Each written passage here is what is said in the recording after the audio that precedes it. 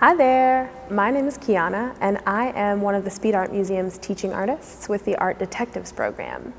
I'll be taking you on a virtual journey through our education collection.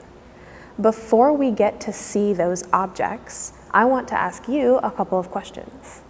Have you ever been to the Speed Art Museum in person before? And if you haven't, have you ever been to a place like the Speed Art Museum? Think about the objects that you saw there. Were there paintings or sculptures? Today, I'll be giving you some examples of how you can be an art detective with me. With these objects, we will be doing three things.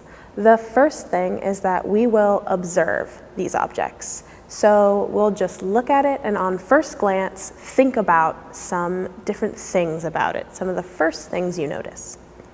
The second thing we'll be doing is we will investigate the object. I will be handling the object for you to see, and we'll be looking at tiny details. You will be able to look at this object the same way our art handlers and curators do when they put them in our museum. And the third thing we'll be doing together is discussing. I will ask you some questions about the objects that you saw, and we'll talk about how they were made, what they were made of, what they were used for, where they were from, things like that. Before we get to see those objects, you might be wondering why I'm wearing these gloves. That is because I will be physically handling the objects, and if I wasn't wearing the gloves, the oils on my hands could damage the objects. It could break them down over time or change the paint color. So we put on these gloves when we're handling objects in the museum to keep them safe. Okay, let's get started. We are exploring the Discover Africa crate today. First things first.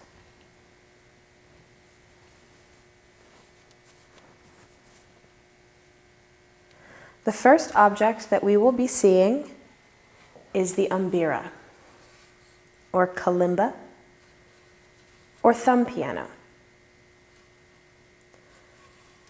What are some of the things that you notice first glance about the umbira?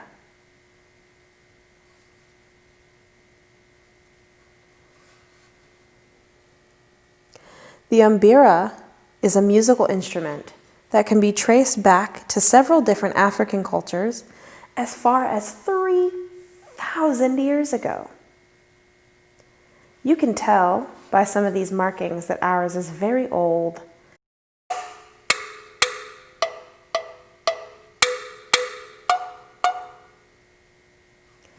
What material do you think this is made out of? Could it be a type of wood, perhaps? And some metal, maybe?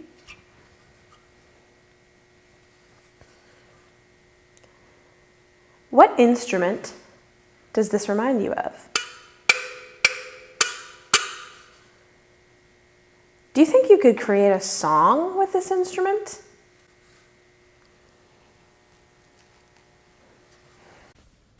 That is our umbira from the Kuba people in Africa. The next object that we'll be seeing together is the chokwe mask. The chokwe were neighbors of the Kuba people. The chokwe people would use these masks to pay respect to their ancestors or the people who came before them.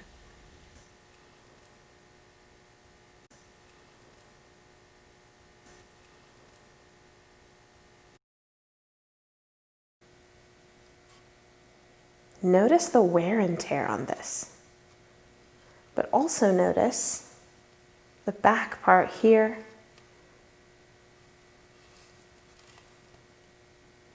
Do you think this mask was ever worn?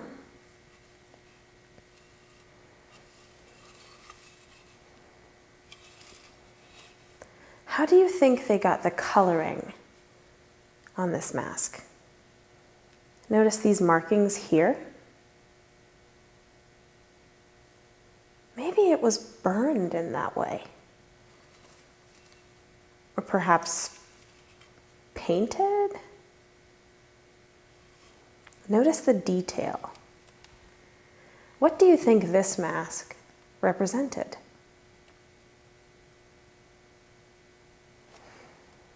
If this mask was representing an ancestor, this particular ancestor would have been the portrait of a woman, or Mwanda Puo.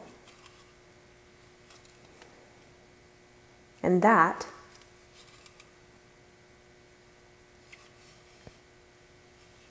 is our Chokwe mask.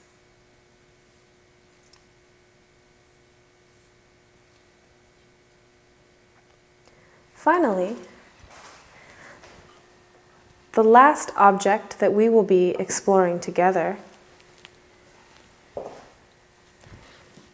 is our Kuba cloth. Now it's much larger than you see here. We have it folded so you can see the difference in textures. Now, notice that this is woven sort of like a straw hat.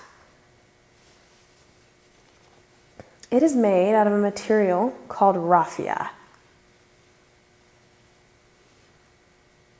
Raffia is a type of grassy material that is similar to the leaves on a palm tree.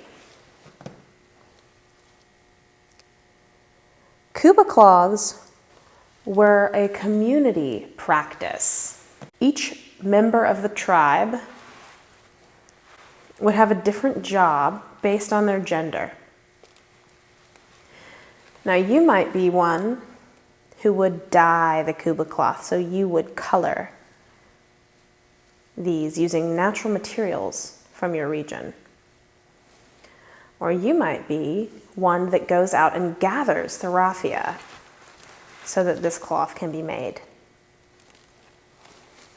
Or you might be one of the weavers.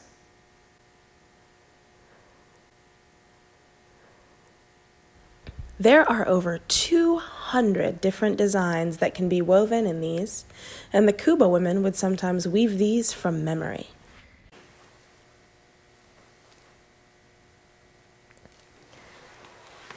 What do you think your Kuba cloth would look like? Notice the pattern here, the differences in the shapes in the pattern. What do you think this pattern was inspired by? Perhaps the markings on animals in nature?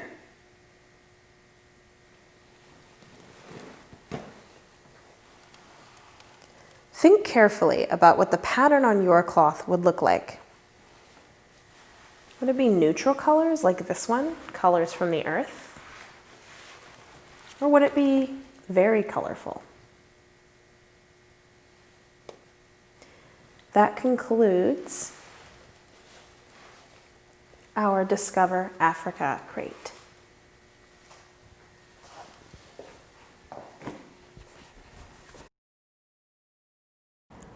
So together, we've learned how the Kuba people made music, made community art, and a little about the Chokwe people's spiritual traditions. Did you learn something new about Africa today? Remember when I asked you to think carefully about your own cloth creation? That's because you will get to create your very own cloth.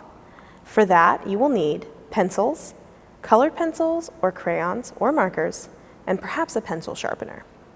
If you would like to use a template for your cloth activity, you can look on the Art Detectives page on the Speed Art Museum's website. Great job, Art Detectives! I hope you learned something new and you have some ideas for creating your own work of art inspired by the objects you saw today. If you enjoyed observing and discussing these objects, please come visit us at the Speed Art Museum where you can see objects from all around the world. Thank you so much for being an art detective with me today.